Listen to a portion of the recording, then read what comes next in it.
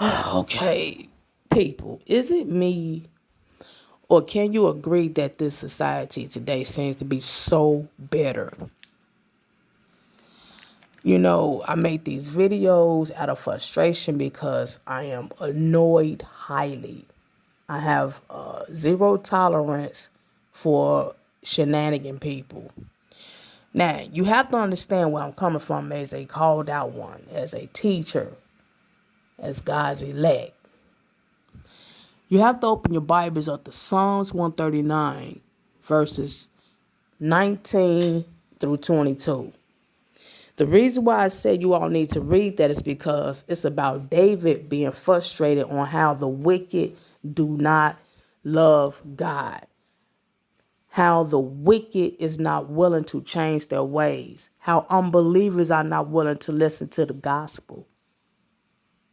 David was highly frustrated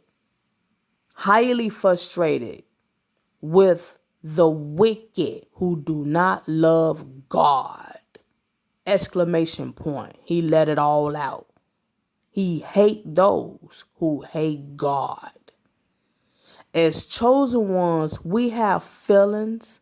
We are human. We are still mortal people. We get frustrated, we get irritable, and we are allowed to be angry. But it's the way we handle it. We have to be amongst our bed to let out the frustration to our Father. No, we're not supposed to lash out at the people who we're mad at and strike them and all that. That's right. We're not supposed to do that. But how dare someone make a complaint about how I can't teach on the shenanigans that's carrying on in society? I have every right to blow off that type of steam when folk who's constant, the same people who are constantly destroying the atmosphere with their wickedness. This is the same nonsense that carried on back in Jesus' time with the Pharisees and the scribes. They had hands on with Jesus himself. Hallelujah. And they still did not listen to Jesus. They chose not to believe who God sent. They wanted to believe in God, but they didn't want to believe in who God sent. Hands on with Jesus. And they did not listen to him. Jesus himself was frustrated at times. You have to understand, people, we are sent by God to be tossed amongst wolves.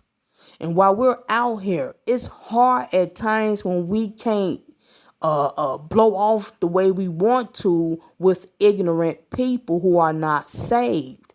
It gets frustrating. So you can't say that we're not trying. How dare you?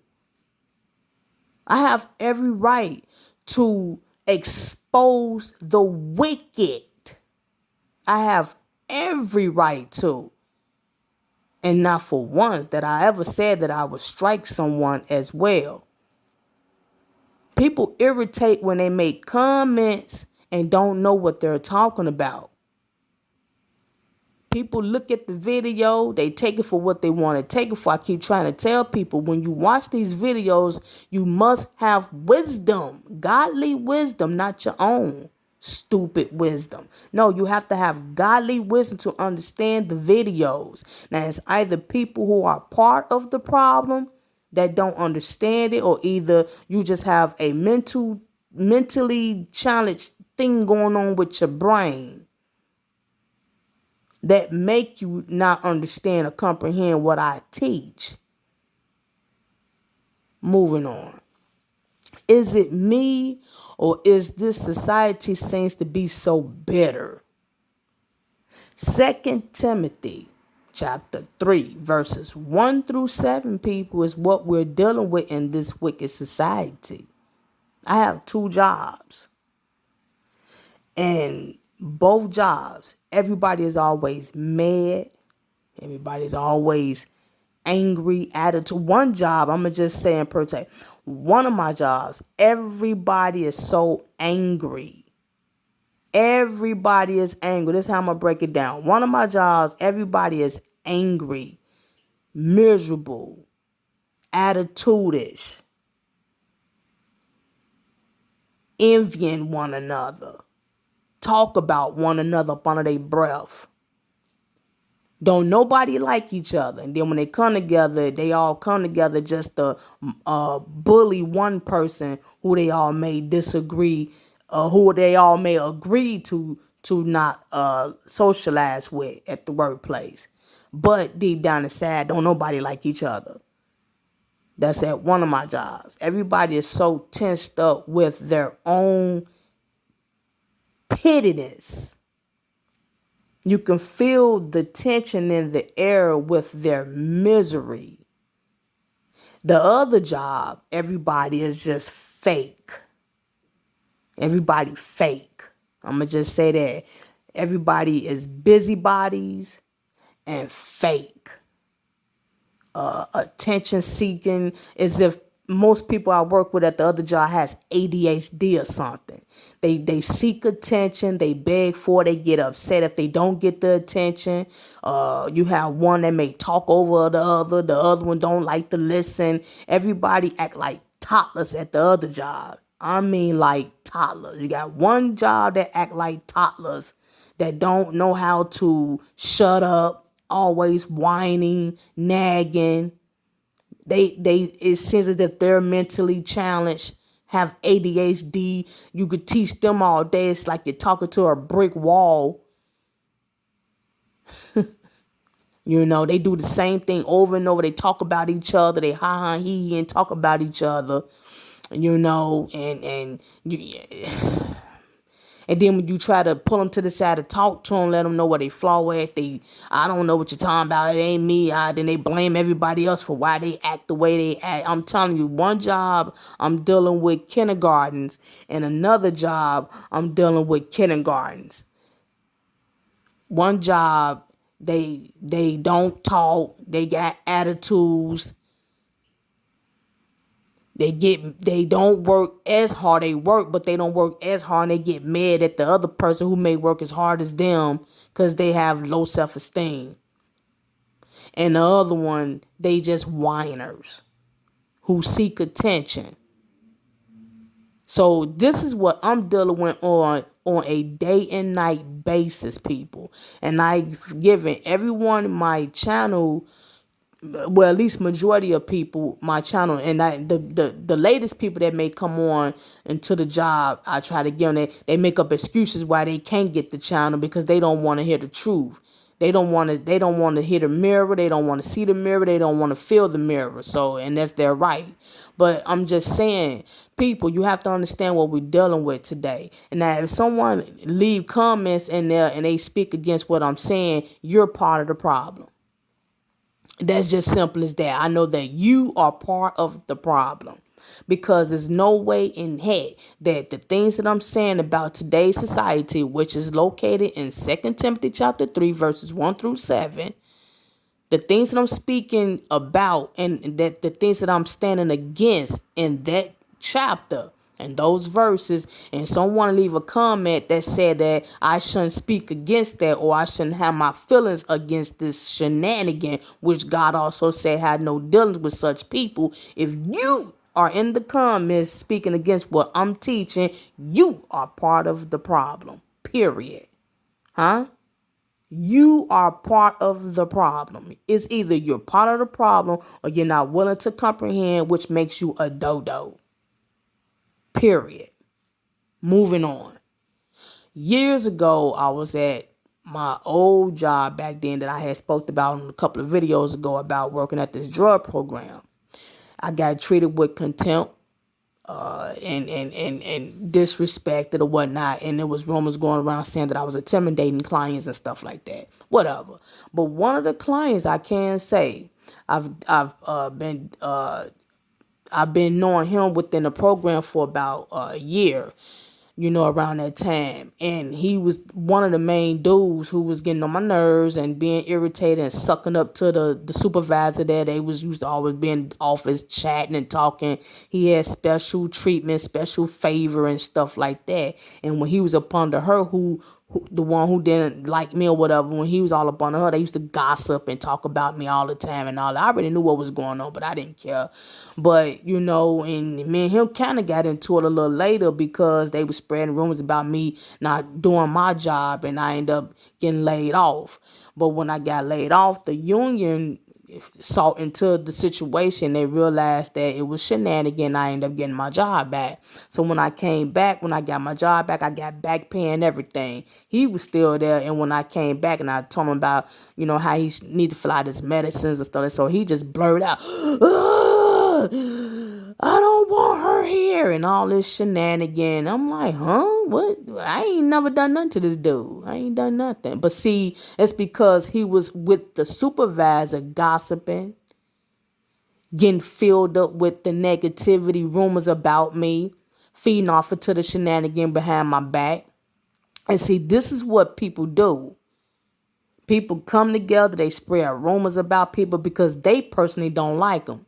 And when they personally don't like them, they grab this flying monkey, a flock of flying monkeys, to try to be against the person who they don't like. The flying monkeys are kiss ups. They suck ups because they're afraid of this narc leader or bully or whatever. These are people who can't stand for themselves. They'll fall for anything. These are people who can't make good judgment amongst themselves, so they got to be called by somebody else to make a judgment for them because they don't want to be singled out, or they're afraid they may get picked on or whatnot.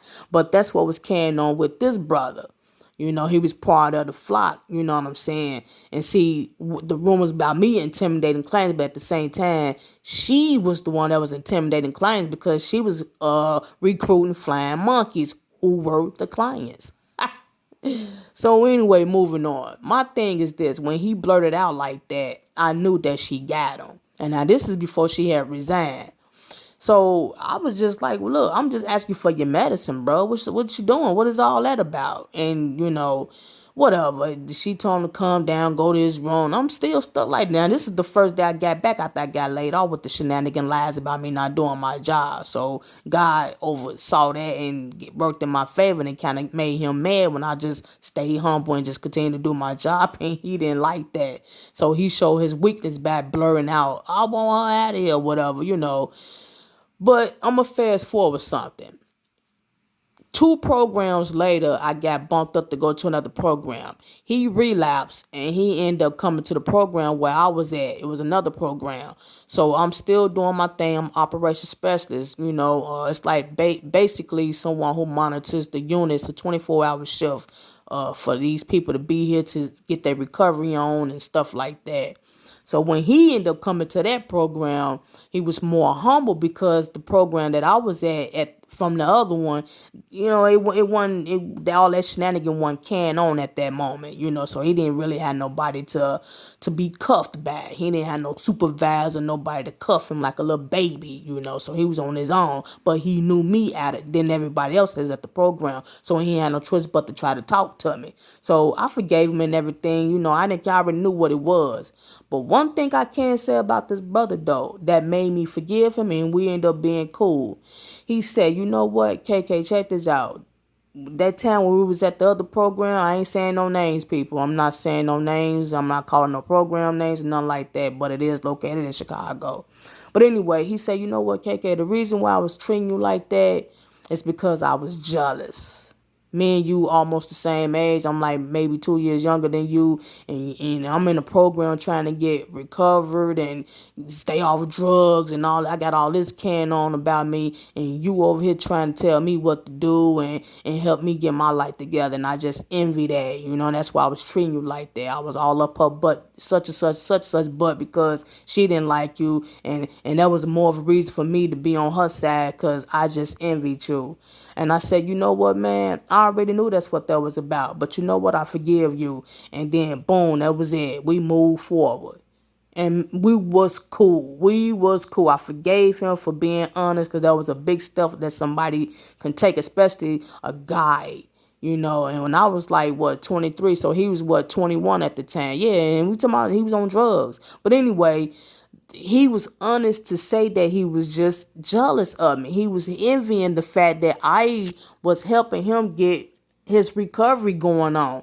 He envied the fact that I was at my age at a program and almost about to get my counselor degree and stuff like that. And he's sitting up here trying to get clean. And other issues that was carrying on with him. But I forgave him because he was open and he was honest about how he felt about me. And I told him I knew that's what it was. But for the fact that you said that, man, I forgive you. And boom, that was that, man. It was cool. We was cool. And that's that. And see, that's what's going on right now. If people would be honest, they would feel better.